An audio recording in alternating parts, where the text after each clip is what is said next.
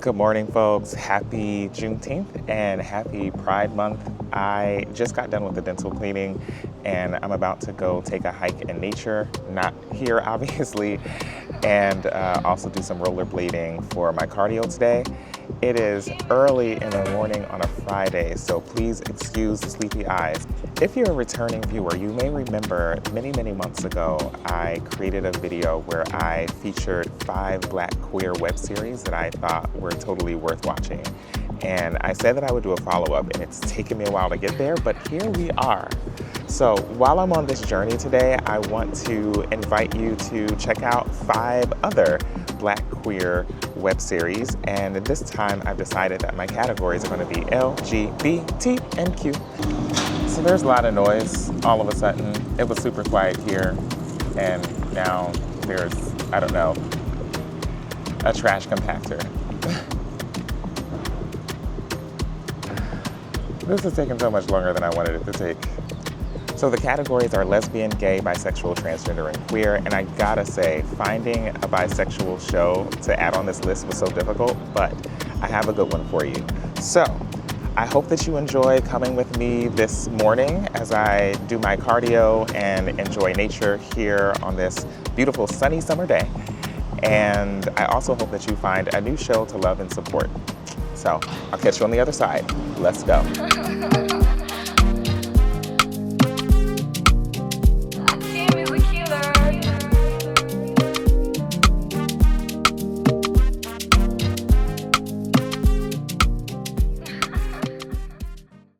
After I talk about each of these shows, I'm gonna show a little trailer for each of them.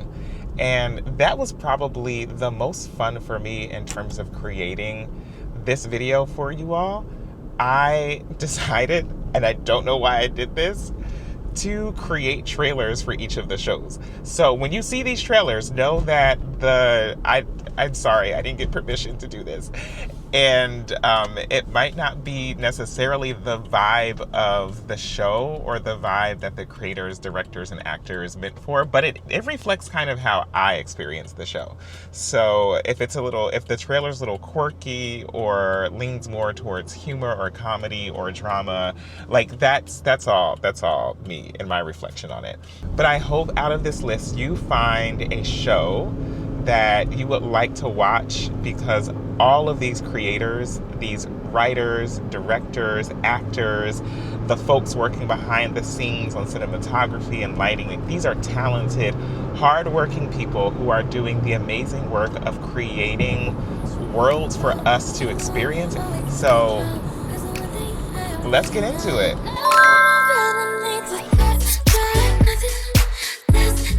So our first letter of the alphabet is L. And the show that I want to highlight is The Comic Shop. The main character, Stephanie, is played by the creator also, Cheyenne Iwulu. And it is a workplace comedy kind of in the vein of The Office or Parks and Rec.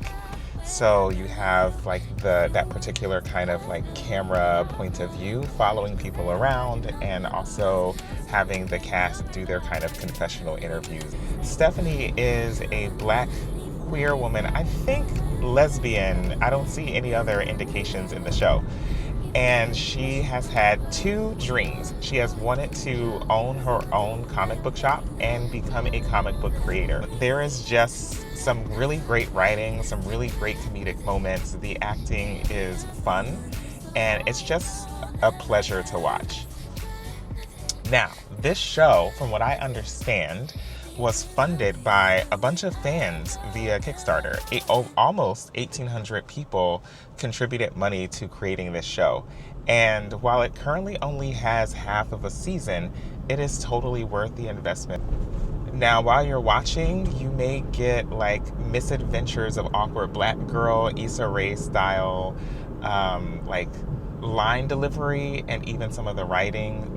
The shooting, the cinematography, all of it is really well done, and it's just an example of how far these independent filmmakers and content creators have come in terms of writing, quality, acting, It's just a really, really great watch. So I highly recommend that you take a look at The Comic Shop. I've always had two dreams: to open up my own comic book shop and to publish my own comic. Most comic book fans are really cool. I mean, there are those like select few who are a little strange. All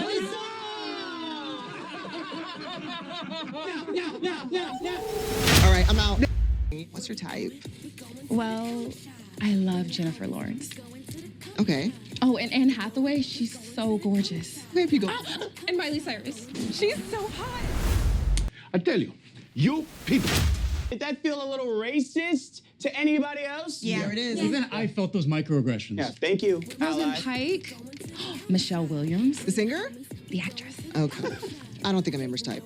We're going to the comic shop. Going to the comic shop. Going to the comic shop. My good man, you look like you could use an edible. You are in luck, fella.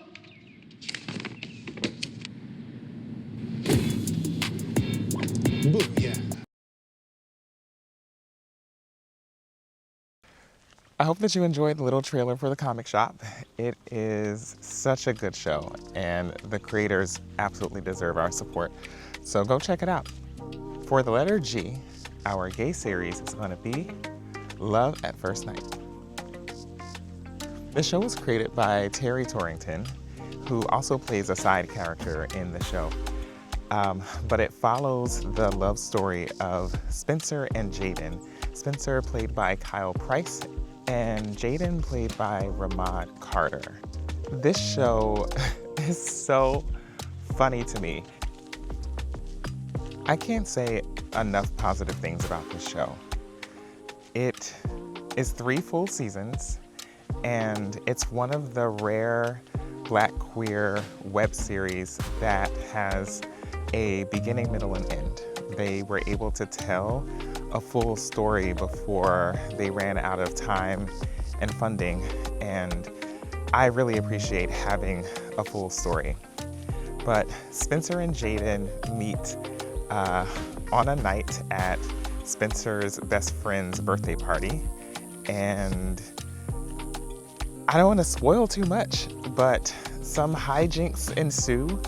The two of them very quickly fall in love with each other, but their love story is interrupted by so many things, including a very messy revenge plot,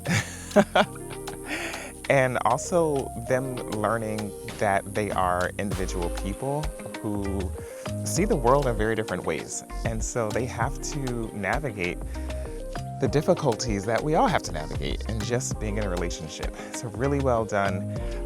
Spencer and Jaden, as the protagonists, kind of carry, I think, the emotional and dramatic storylines of the show. Jaden also has a sister who is a major player in the show, who also does a really good job carrying the drama of the show. But the other side characters really, really bring the comedy. It's sometimes so ridiculously funny, kind of in the ways that season 2 of Noah's Ark, the Alex storyline with Guy, was ridiculous in so many ways, but very funny.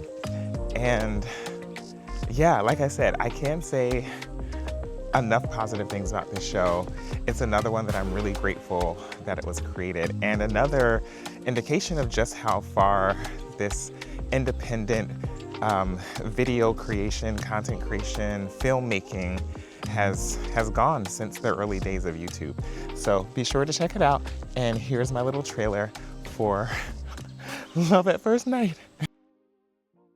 Look, Spencer, this is your opportunity. You work hard and you deserve to have a little bit of fun. I guess you're right. It has been a while. You think? I mean, there's an assortment of dick to choose from out there. Stop acting shy.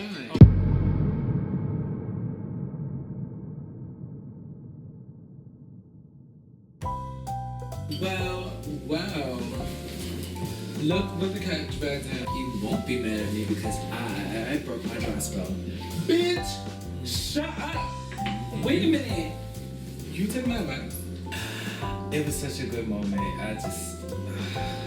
It felt genuine too. I loved it. so beautiful. It is. But what does he do? I don't know. But he'll be doing me. Hello. You already breaking promises? I'm sorry, Jaden. I just got home and I'm talking to my friend Alex. You know my roommate whose party you came to? What the fuck you said his name was? Jaden, why? There you are, motherfucker. Are you two kidding me right now? Well, the way you reacted let me know there wasn't much of a friendship to begin with. Oh my God. What? I saw your best friend, and it wasn't looking good. No? I wouldn't be surprised if they've broken up by now. Trouble in paradise, I see. Seek revenge that led you to Jaden's ex, which is the person you're actually supposed to be with. I mean, that sounds cute and all, but it would be easier to bump into him in Barnes & Nobles or something. The universe loves drama, like me. Also just broke up with my girlfriend. She was too stagnant in life, you know? You sound like me right about now. I had a conversation with my boyfriend not too long ago about the same thing. Oh, you have a boyfriend? It's a motherfucking scandal.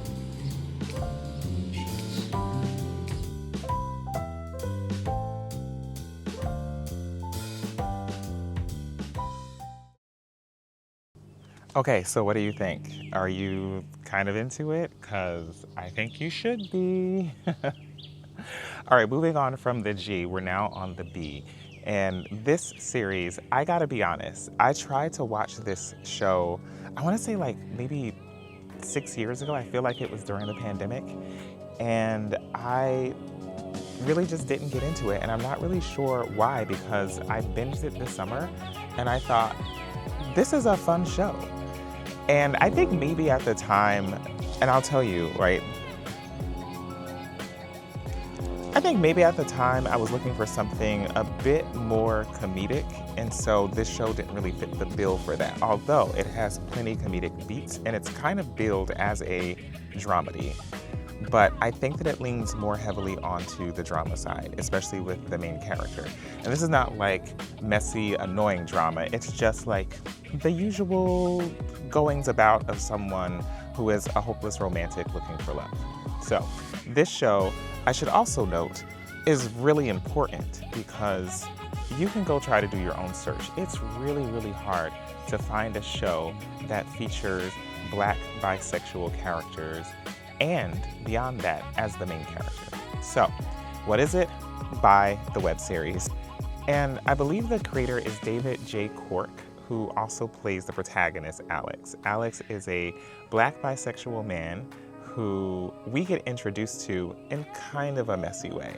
I don't want to spoil it, although the trailer that I'm about to show you kind of tells you how the story starts. So this show is about 1.5 seasons. Unfortunately, it's one of those Black queer shows that didn't get a chance to really finish out its storyline, but it is totally worth the watch. You have the main character, Alex, his sister, who is also bisexual and has her own interesting storyline, and a supporting cast of characters who are sometimes funny, but also, I think, how would I describe this? The creator and writer did a really good job of trying to flesh out as many of the supporting characters as possible, even though the story is focused primarily on Alex and his journey. I think it's totally worth a watch. I appreciate, among other things about this show, that it doesn't feature a world in which biphobia is the central antagonist. The people in Alex's life support him and love him, and he's just trying to navigate a world that doesn't always recognize the existence, like the reality of bisexual men's experiences. So definitely worth a watch. I kind of regret not giving it its full due chance when I tried to watch it many years ago. But it's on my list now, and I hope that it gets on yours. I'm gonna show you this trailer now. Let's go check it out. Girls get nervous. I would rather you cheat on me with a girl than with a guy. Guys get worried. You just want to be with a girl because she can give you babies. You can have me and all of me right now and not think about a man. I'm locked and loaded right now, and you want to talk about this now? Good point. So are you really Julian's ex-boyfriend? Oh. By the power vested in me, I pronounce you husband and wife.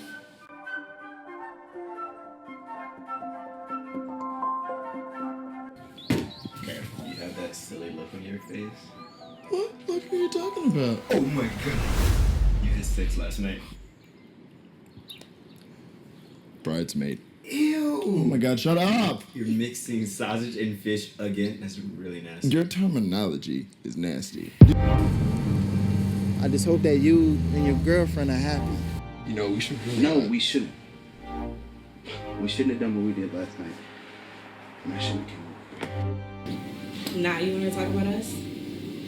Where was us when you didn't want to take me to the wedding? When did you become such a jerk? The minute you got married. You know what? No, I need to focus. Gotta get a new monologue. You are distracted. Distracted about what? I mean, ever since the wedding, all you can think about is, am I gay? Am I straight? God. Man, fuck all that shit, man. You're distracting yourself from what's really important. And what's that? You want this dick? Oh, fuck off. Nah, but for real though. Fuck Julian. Fuck Megan. And fuck, what's that other dude's name? Jesse. Fuck him too. The future is now, bro. And now is the time to take action, not later.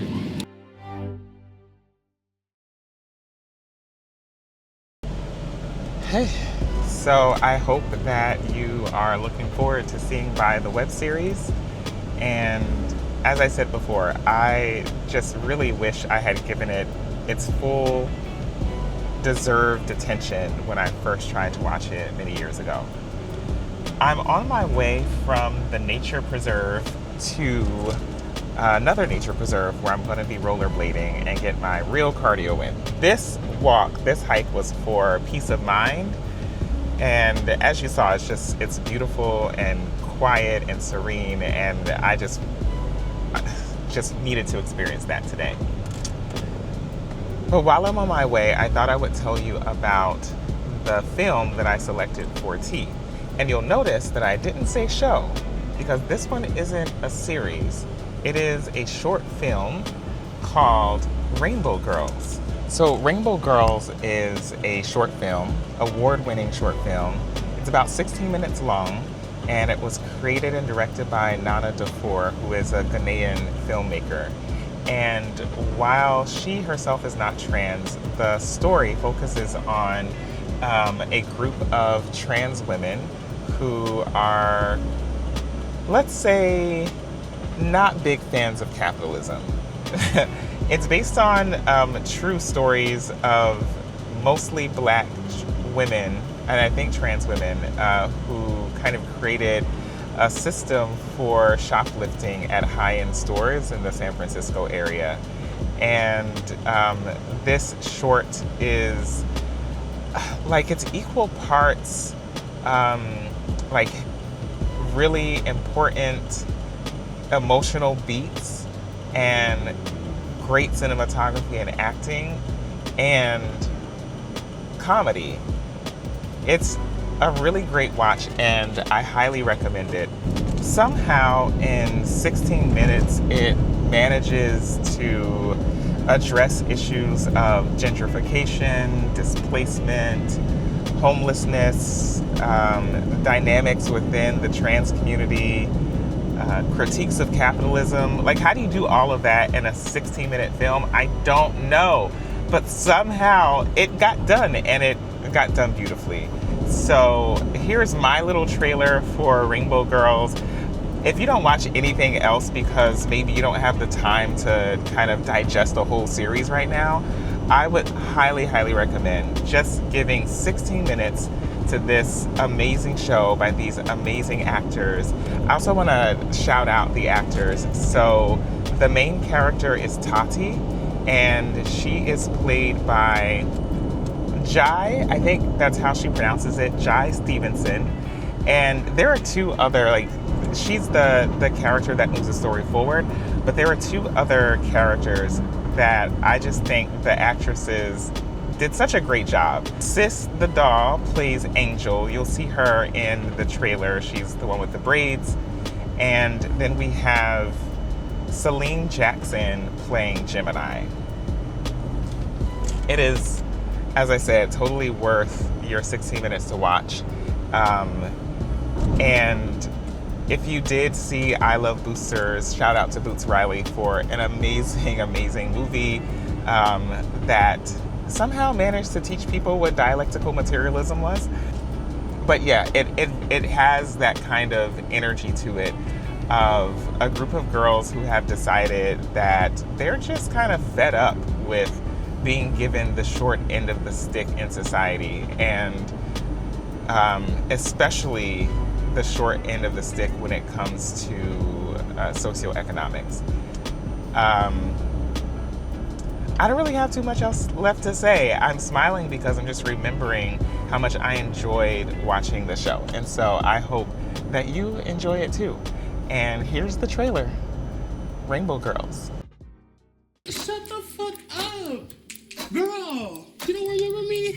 Me and Dej used to play hide and seek at your house. I go by Angel now. Angel? Tati? Yeah. How's your mom? Y'all still staying at the same place?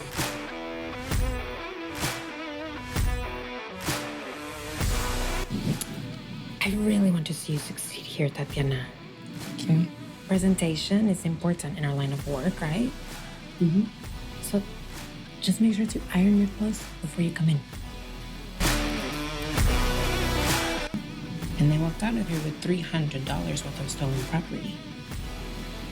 I have nothing to do with that. I'm not like y'all. I do not steal. Sweetie, we don't steal, okay? We shoplift. Prior to earthquake and fire of 1902. Oh, bitches, the fuck? Sorry!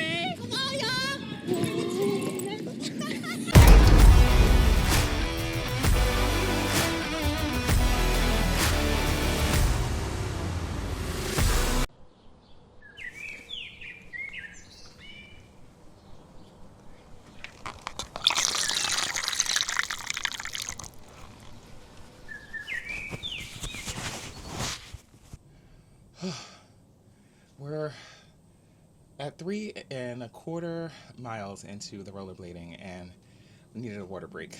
But it's beautiful and it's quiet out. And this is a perfect opportunity for you to tell me, for me to tell you. I'm delirious. I need some food. I need food immediately. But this is a perfect time for me to tell you about my final pick, which is the Q show. And this one is like Rainbow Girls, out of the genre, because what I've been trying to do is promote web series created by independent filmmakers, and this one doesn't quite fit the bill. But when I try to think about what show I would put in the Q, and the Q plus could be so many things. It could be pansexual community, out and proud right here, or it could be the intersex community or the asexual community. The list goes on and on. You have your demisexuals, right? Like, the plus stands for a lot of different types of people and how they've defined their romantic desires and additionally their sexual, I guess, orientation. Although that deserves a completely different video. I have thoughts about that. But that's my disclaimer before I give you my cue. And, oh my God. You ready? It's Brunch with Tiffany. I know it's produced by VH1, and I think it has a total of 3 seasons. But here's the thing. Tiffany Pollard is an icon.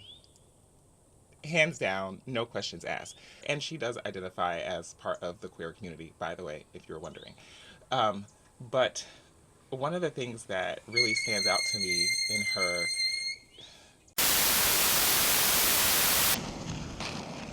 So I was going to try to record this while I didn't have the sound of wheels and wind. So I really hope this isn't too annoying, but I'm going to try to speed my way through this. The Tiffany Pollard is the host.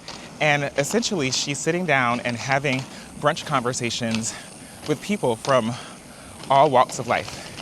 And a lot of her guests in the later seasons are drag queens, but she has actors and singers and rappers. And so reasons I think that it's worth a watch is because Tiffany is funny. And in the midst of being funny, she's also open and she is learning from people, but she's also continuing to be silly with them. And it's fun to see how her personality can shift and morph in different settings and in different conversations with different people. And I think a lot of what draws us to Tiffany Pollard and also a lot of what unsettles people about her is in fact this queerness, which isn't necessarily and always about sexuality or sexual orientation or sexual identity or even gender identity, but about this ways that people move and flow across boundaries and expectations and butt up against norms. And if there is anybody who has been, flagrantly violating norms of behavior and speech and conversation and presentation and comportment, it's Tiffany Pollard. So Brunch with Tiffany is just a really funny, easy show to watch or just listen to. And it made my list for Black queer representation, and it is the 5th one.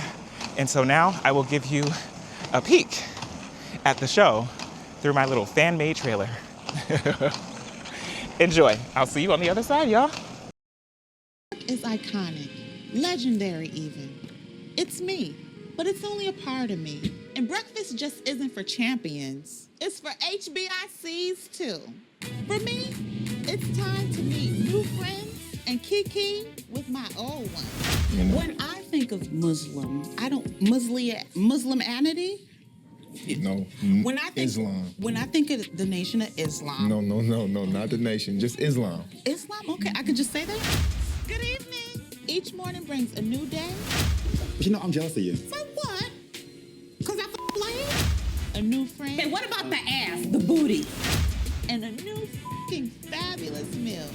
But I always did want to know what it would be like to have a dick. Here's to the bitches that brunch. I was gonna tell you, you're very sexy. You think? I do. Oh my God. I have a little bit of a thing for you. Oh my God. Listen, if it was my show and I was handing out clocks, she would never go home. Ooh, check please. Never go home. So there you have it, LGBTQ for June 2026. And I hope that you found something in the video that you would like to watch. I wanted to... 2 things happened. One, I had this shirt ironed. This is the shirt that I was supposed to wear today. As part of the vibe for the video, it is an homage to Paris is Burning featuring X-Men characters. And it is Genosha is Burning. And I got this shirt as a gift from my friend Brandon. So shout out to you, Brandon. I appreciate you all the time.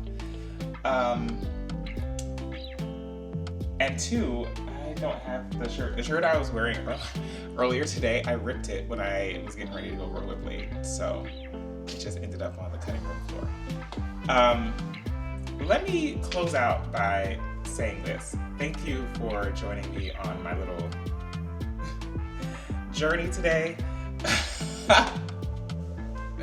I am playing on your screen.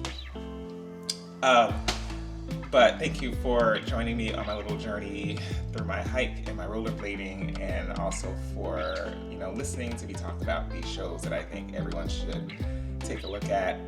I want to close very briefly by saying this.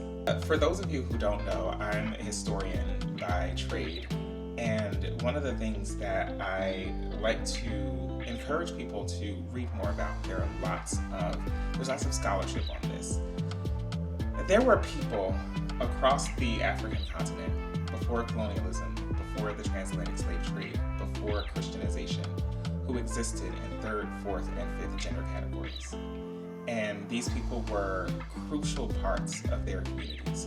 They weren't demonized, they weren't criminalized, they weren't looked down upon because of their gender performance or what we would call sexual orientation, but that concept really didn't exist during that time period.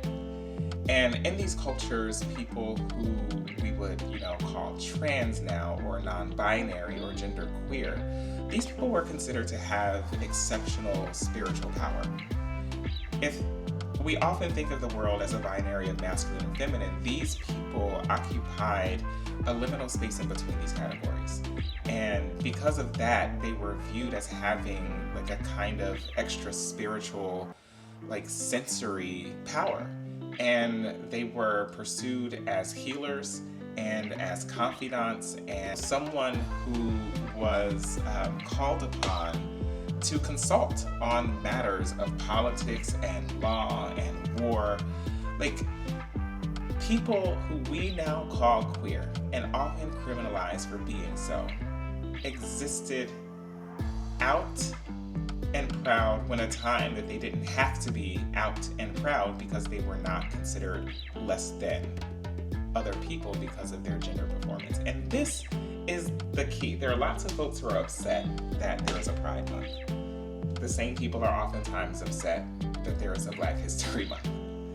The same people are oftentimes upset that the country is now acknowledging Juneteenth outside of Texas. And these people fail to realize that the very reason for their vitriol, their allergic reaction to these celebrations, is why they need to continue. It's why we have to celebrate them. It's why we have to memorialize the people who made it possible to live these lives that are still, in a lot of ways, unfree.